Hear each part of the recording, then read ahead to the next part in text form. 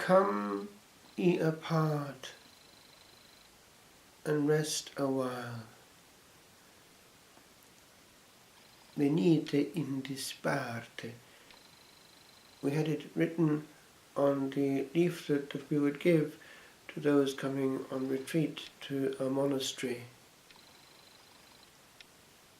The advantage of our monastery was that it was in one of the most beautiful parts of Tuscany.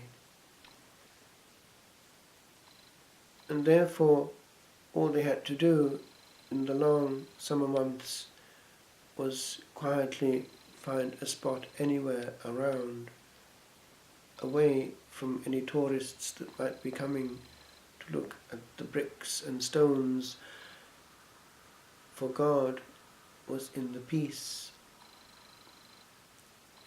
That we too can claim, but do we? Unfortunately, people do not realize that they are losing their birthright. They're losing their right to solitude. Even those engaged in the Lord's work, for that very work itself, are no longer free for Jesus. How many now, wherever they are totally available? This verse applies to such cases.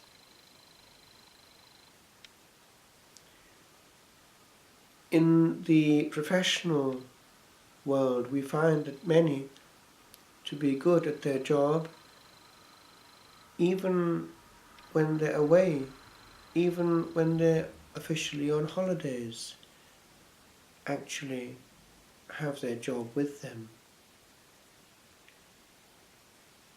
Because of the need to be, it would seem, available, when they open up the email which follows them, they will find also emails to do with their work. And in one instant of time, the black cloud of work will have arrived there where they are, miles from home, and their thoughts are back in the office. In a simple job, manual work, the worker would park his work and come home to his family. The busy professional man, without realizing it, has his whole office there, right in the hearth. His total attention is no longer available to his wife and children. But it is true also when we do not realize that perpetual availability to all and sundry is not necessarily requested. Quality life is something that we can reclaim. And the day in which the mobile phone is actually off is a different day.